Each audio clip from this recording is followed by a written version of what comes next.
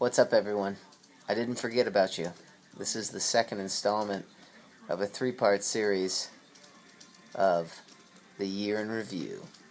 Let's continue. Team Matt Moore for life _ Maybe she could write in our message board and tell us what the underscore means, because I'm not quite sure. But our newest member, Samantha Thompson, the newly Samantha Thompson. Here she is here after a search on Facebook.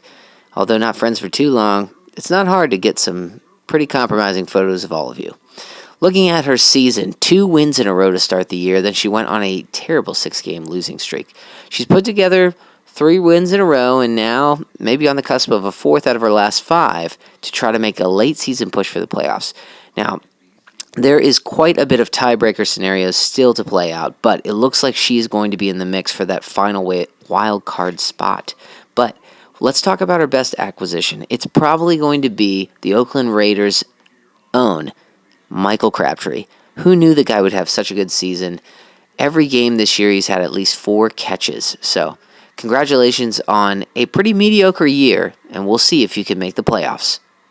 I guess you can't talk about Samantha without talking about D-Tomp. Of course, it's well documented, D-Tomp's troubles, much like this photo and one of the division's name for this photo. But he started off rough. 4 out of his first 6, he was 2-4, but he put together a few wins here and there. It was actually somewhat making a late season push into contention with some other teams, but like I said, well documented. I mean, Andrew Luck, Jordy Nelson, and Kelvin Benjamin all out, all top 3 draft picks. And really with Gurley, Landry, and at pick 170, Blake Bortles, probably his best acquisitions of the year. Unfortunately, he is eliminated based on his performance this week with the playoffs, but a good season for the former champ, and, it was a shame from the beginning, but he didn't stop fighting, much like James Lee in his 2-11 season. And you can't talk about D-Tomp without talking about Mike Kerner, the old loins of an eagle.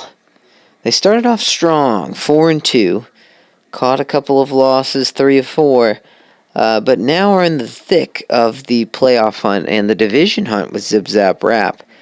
Unfortunately, it's looking like Zip Zap might take that division, but Kerner put up a good fight, and he's part of that quadruple tie for that final playoff spot, so we'll see how that shakes out. Let's talk about his best acquisition, probably his 8th round selection of Larry Fitzgerald. Who knew? I think we all made fun of Kerner when he made that pick, but somehow it worked out. We'll see if he can last into the playoffs. So that's it for our second installment of a 3-part series of the league year in review. So, finishing up the final game of Sunday night, looks like the Steelers are going to pull it out. I'm sure Scalone is very happy about that, as am I. So, check back in tomorrow when things shake out a little bit more of the rubble settles. And we'll see what that quadruple tiebreak looks like, as well as the division leaders, who look to be well in hand at this point. Until then, signing off.